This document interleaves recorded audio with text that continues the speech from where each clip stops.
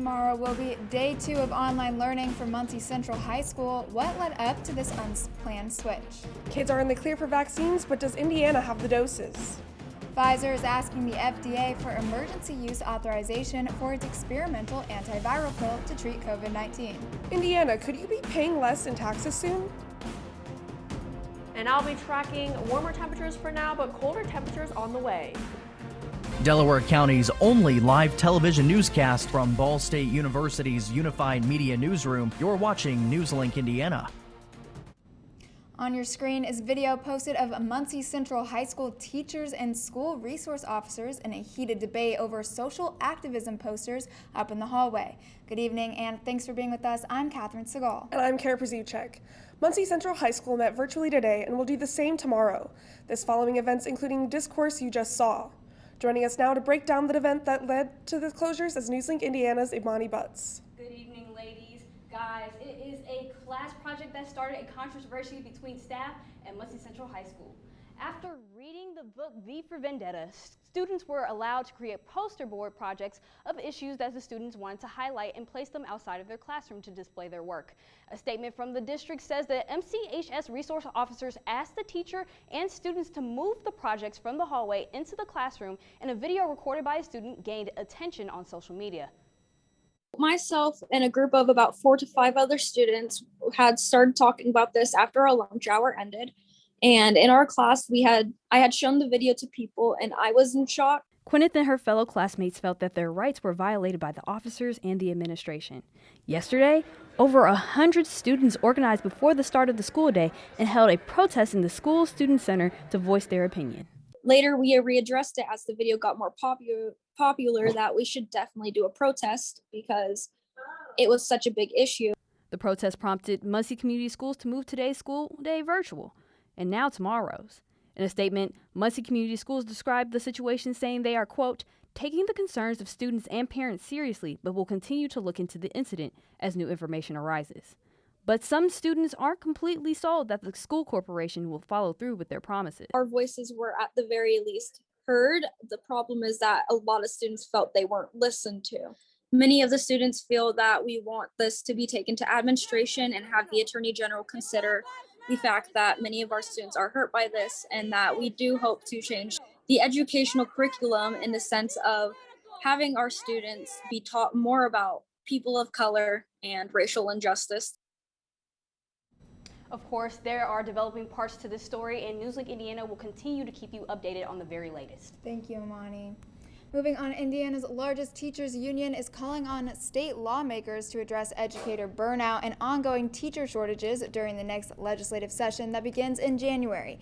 Indiana State Teachers Association President Keith Gamble says the state is slowly making progress on teacher pay, but additional action is needed to attract and retain teachers. Teacher workload and burnout were issues before the start of the coronavirus pandemic. Gamble says the onset of the virus has since worsened the state's teacher shortage. He says the union is now calling on the legislature to restore teachers' ability to bargain contracts that include health and safety conditions, class sizes, and prep periods. Madison County, along with a few others in Indiana, are waiting for more vaccines for kids after some counties quickly used up their first batch. The health department in Madison County used 300 doses in 4 days and are looking to get at least another 300 more for kids ages 5 to 11. Boone County says it was out by November 9th. The state health department says the initial supply of 212,000 doses for younger kids was distributed based on population. Any local shortfalls are likely to be temporary starting this week. Providers can order pediatric vaccines without having to go through the state. Governor Eric Holcomb is facing pressure to end the statewide COVID-19 public health emergency order that's been in place since March 2020, even as the state has seen a recent jump of infections and hospitalizations. Holcomb has signaled the 30-day renewal he signed in late October might be the last, but some Republican state lawmakers want to make sure. Republican House Speaker Todd Huston says he believes we need to move forward from the health emergency. Holcomb says he's working with lawmakers on steps that would protect federal funding for Medicaid and food assistance programs and the state health commissioner's childhood vaccination authorization. Pfizer is asking the FDA for emergency use authorization for its experimental antiviral pill to treat COVID-19. In a clinical trial, it showed an 89% reduction in the risk of hospitalization or death in patients with mild to moderate COVID-19. It should be pointed out that the results are from an interim analysis done before the trial was actually scheduled to end. The new pill, called Paxlovid, also has to be administered alongside an older antiviral within the first 3 days of COVID symptoms to be effective. Well, yesterday I had to scrape ice off my car, and I am not happy about that. Yes, it definitely has been a lot colder recently. How'd you feel about that snow?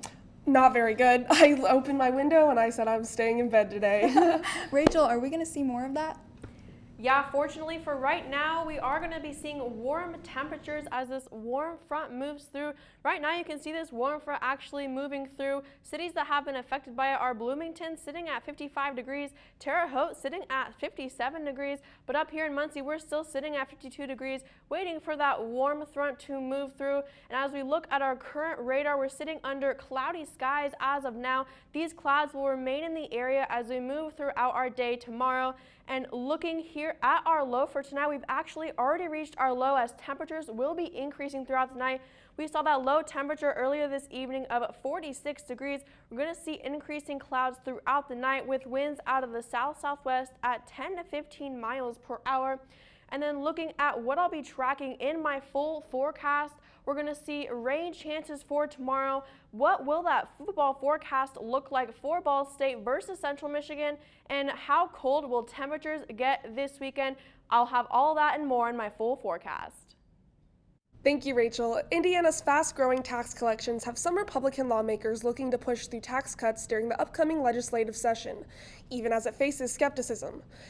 An economy hit by federal COVID-19 relief spending has the Republican leader of the Indiana House saying tax cuts are a huge priority goal. Republican House Speaker Todd Huston says he expects the GOP-controlled House would support cuts to the state's 3.23% individual income tax rate.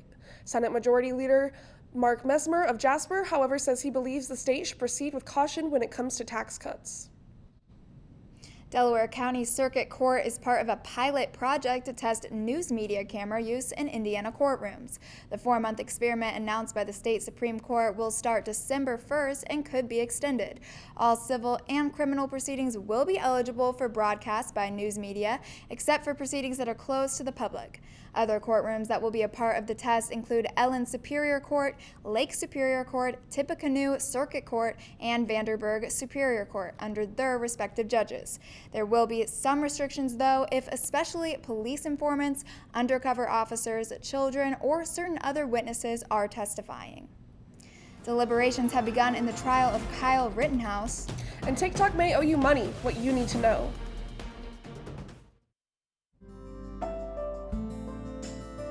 Riding the bus is an easy thing to do.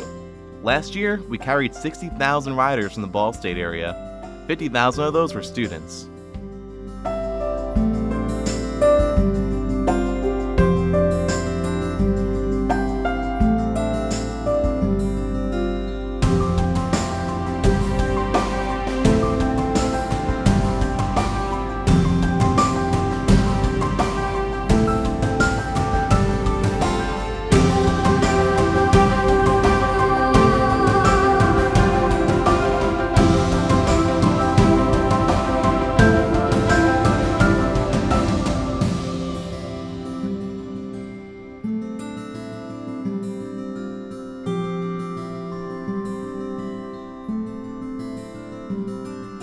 Anywhere you want to go, Mitts will take you there.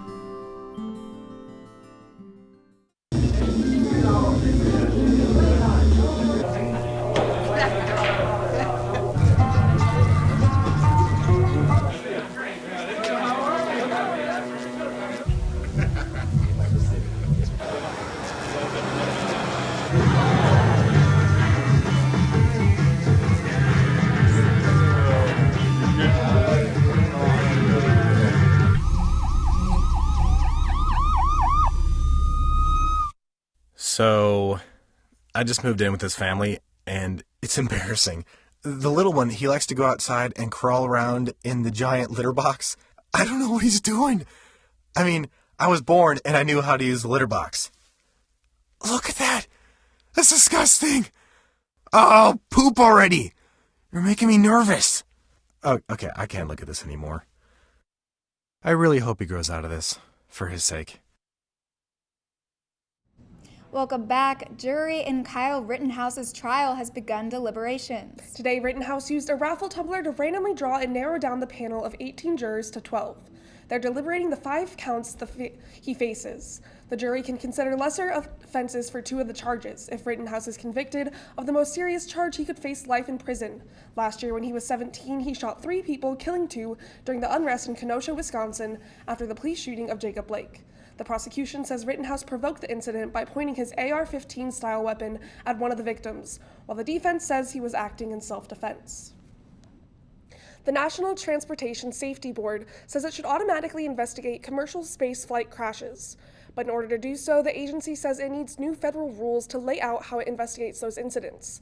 The agency says, quote, detailed procedures addressing the distinct differences from investigations of other modes of transportations. The NTSB has already investigated other commercial space incidents. People who have been using TikTok since before September could be entitled to money from a class action lawsuit against the company. TikTok has disclosed $92 million settlement proposal from its parent company from a federal lawsuit claiming TikTok illegally collected and used personal data from its users. The lawsuit cites both federal law and Illinois law that allows plaintiffs to seek money when their data is harvested without consent. Although you don't have to be an Illinois resident to receive money. People who think they're impacted can file claims on TikTok dataprivacysettlement.com. One campus organization's fashion show that's about much more than fashion. NewsLink Indiana's Ronnie Page spoke with members about how they are helping students boost their confidence. Strutting with Confidence had their annual fashion show for the semester. This year's theme was Pretty in Pink to bring awareness to breast cancer. This organization is to guide women and men to strengthen their confidence one step at a time through walking. Throughout the fashion show, the models modeled talented Ball State students' clothing. They designed and displayed their artwork. There was a speaker there to inform the audience the signs of breast cancer and the steps you can follow to prevent breast cancer. We are hoping that all of our members and people who are coming in, our guests, bring in a canned good to donate to one of our foundations that we're donating it to, or donate $1 to the breast cancer awareness. SWC was founded in 2019 by alumna Precious Keone. I just kind of grew like a strong passion and hobby for doing fashion shows and modeling, and I also have an interest in helping people, so I kind of just put the two together. It's all for one goal. In college, you have a lot of things going on, so it is important to be confident in yourself, love who you are. In Muncie, Ronnie Page, NewsLink, Indiana. For more information on SWC, you can visit their Instagram at SWC_BallState. You know, been walking to class, it's been really cold, and also I'm noticing that the leaves are falling, which is kind of making me sad. I know, I hate to see the bare trees, but I am excited for the holidays. Yeah. Rachel, what do you got with weather? Yeah, right now we are tracking some cloudy skies, but I'll have more on that and how that will affect our temperatures after the break.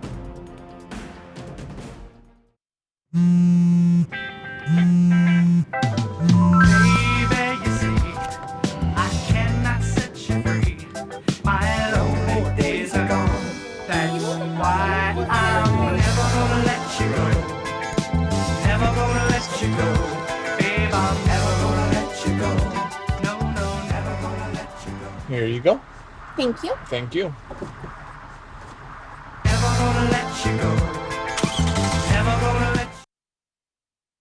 I think it's just vapor with flavor. It won't hurt my kid like cigarettes, right? Vaping is safer than smoking, isn't it? There's really not even that much nicotine in them, right?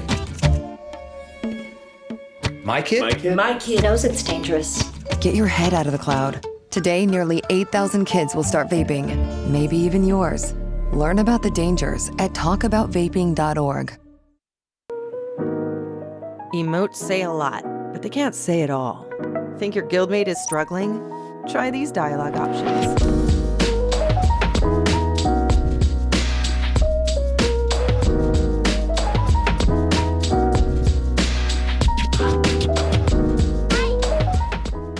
beyond emotes. Check in with your guildmates at seizetheawkward.org.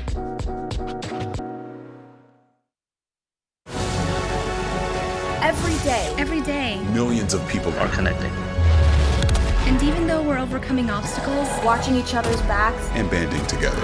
we should still make an effort We should still make an effort to get to know each other. on a deeper level. Father, Cosplayer, mentor. actor. It's time we take a step forward It's time we take a step forward. Come together. and discover How accepting our differences can make us stronger. Welcome back. It is currently 9:15. We've got clear skies and a nice shot of campus. Rachel, what have you got for weather? Right now we can see that we're actually seeing some clouds enter in here on our zoomed in radar. This cloud cover is all due to this low pressure system that is sitting off to the northwest here up in Minnesota. Also attached to this is a warm front that is making its way through southern portions of Indiana, as long as a cold front that's actually behind it that I will be tracking later on in my forecast that will be impacting the next couple of days. Looking here at our current temperatures, we can see this warm front has actually impacted some of these southern cities. Terre Haute is sitting at 57 degrees. Evansville is topping out at 60 degrees. While here in our northern cities, South Bend is still sitting at 44 degrees. Muncie is sitting at 52 degrees. So we have not experienced that cold or that warm front yet, but we will be seeing that warm front as we move on later tonight. Looking at how temperatures have changed from yesterday, we're sitting at a 15-degree difference from yesterday. 16-degree difference here in Indianapolis. Overall, those temperatures are sitting a lot warmer than we have seen in the actual past couple of days. For tonight, our low is actually going to be 46 degrees, but we've already hit that low. We'll have increasing temperatures as well as increasing clouds for tonight.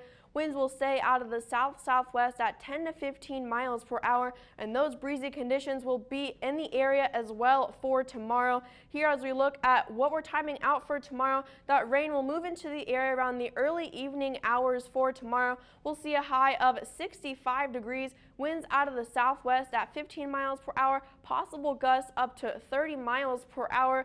And just how much will that impact our Ball State football game tomorrow versus Central Michigan? We're going to see a temperature of 58 degrees at kickoff at 7 p.m. Winds will be gusty at 15 miles per hour, possible gusts up to 25 miles per hour. And looking here at timing out that system for that Ball State football game, we're going to see rain move into the area by 4 p.m. By the later evening hours, though, that rain will become more widespread by Wednesday evening. And by the time we look here at Thursday morning, that rain will move out of the area as well. We'll be left with mostly clear skies for the day Thursday. And looking here at our accumulated rainfall, we're only going to see about 0.21 inches in Muncie, 0.29 inches in Winchester, and a greater amount in Richmond at 0.56 inches. And just when will we get that rainfall? 70% chance on Wednesday, moving only to dry conditions by Friday and Saturday, and seeing that rain chance return by Sunday. We can see that in my mid-7-day forecast. We're going to see temperatures drop off to 43 degrees for Thursday. Moving throughout the weekend, though, we're going to see some colder temperatures return. So I'm really excited for those colder temperatures because they remind me of the holidays, but I'm excited for that warm temperature tomorrow, too. Yeah, I'm not looking forward to the rain, though, I have to admit. Yeah, I love having a little break from the cold, so I'm kind of excited for that. Thank you so much, Rachel. Now over to Charlie with sports. One Ball State team has its eyes on the MAC championship, and another has their hopes set on a potential bowl game. Find out who next in sports. Here's your sandwich, miss. Oh, thank you. And your burger. Awesome, thank you. And your bowl of boiling water, sir. The mic on?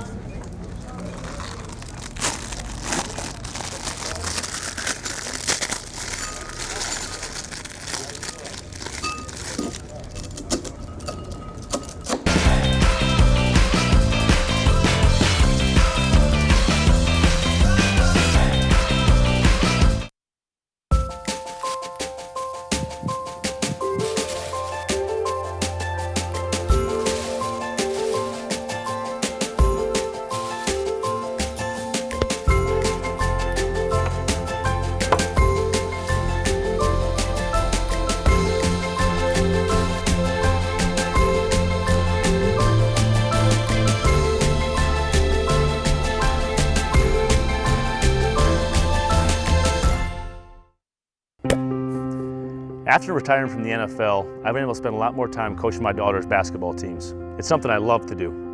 Through our games and our tournaments, we see all types of coaching, good and bad. And it begs the question, do we really know who's coaching our kids? Do they have the proper training and screening it would take for me to be comfortable with my daughters playing for that coach?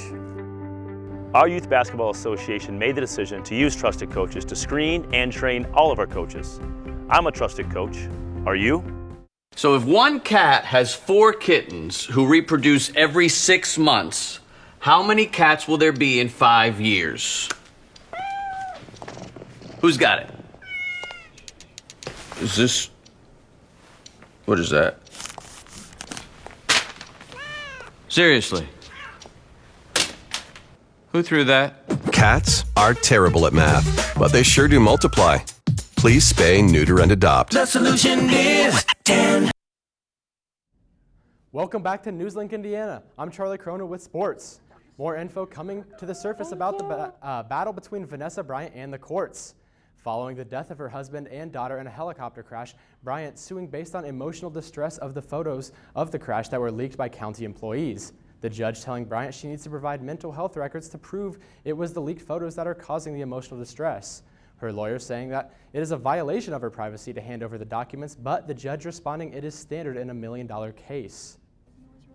Ball State women's basketball got an extra day off this past Friday, and their game versus Purdue-Fort Wayne was canceled due to COVID-19 protocols. Ball State coming off a great overtime win against Milwaukee in the season opener at Worthen Arena. The Cardinals looking to take on Purdue-Fort Wayne, but cases of COVID-19 were contracted in the Mastodons program prior to the game. Purdue-Fort Wayne is currently following procedures to stop the spread of COVID-19. The Cardinals will not be making up the game versus the Mastodons after the outbreak is contained. Ball State is currently playing at Hinkle Fieldhouse tonight, facing the Butler Bulldogs after their long break. Bouncing things to the nets, women's volleyball has been digging up success all season long. On Sunday, the Cardinals defeating Eastern Michigan, locking themselves in as MAC regular season champions. The Cardinals sit on top of the MAC standings with a 16-1 conference record and a 26-3 overall record. The squad adding their 9th MAC regular season title to their resume and hosting rights for the MAC volleyball tournament on November 21st, where they are 11-0 on the season. The last time they did so was back in 2010. The Cardinals have been on a tear, winning their last 16 matches. The streak started on September 25th when they swept Kent State 3-0. A month and a half later, and the Cardinals are still like butter, on a roll. On top of the team's success, the individual players have made great noise. Outside attacker Jacqueline Bowman has been named MAC West Offensive Player of the Week for the 2nd week in a row. Ball State will wrap up their regular season when they take on Toledo tomorrow as they look to close out on a win when they compete for a MAC championship this weekend.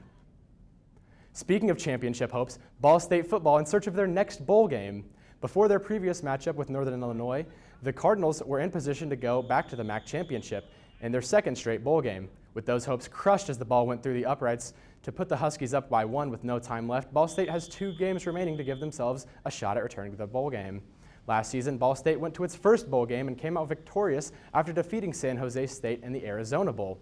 Ball State sits at an even 5-5 with Central Michigan and Buffalo left on their schedule. Any college football team is bowl eligible with 6 wins in a season. The Cardinals have 2 more opportunities to make it back to where they were last season. A new adaptation of a beloved NFL documentary series is premiering tomorrow night. For the first time ever, the Colts will be the feature of an in-season Hard Knocks. The show will document all of the players as they fight to make the playoffs throughout the 17-game regular season. New episodes will air tomorrow on HBO Max and continue for the rest of the season for the Colts. So are you guys excited to see Ball State potentially make it back to another bowl game? Yes, I'm definitely excited. Last year was super exhilarating, so I hope we can do a year 2.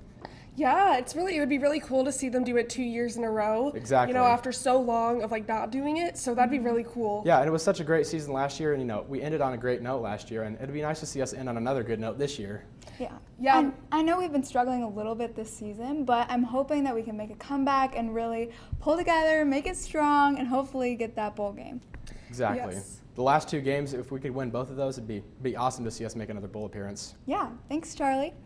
After the break, we'll take a look at what's trending. Plus, we'll have one final look at weather.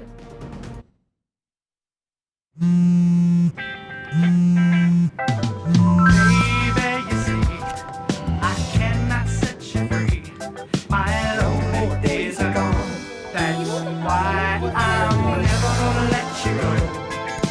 Never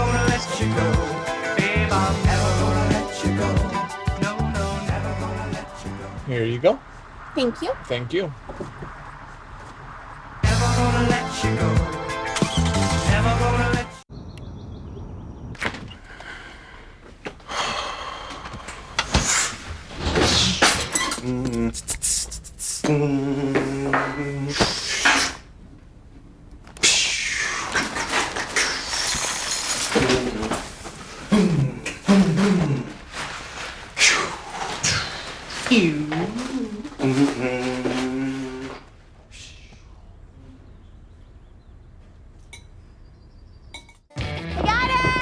Hi.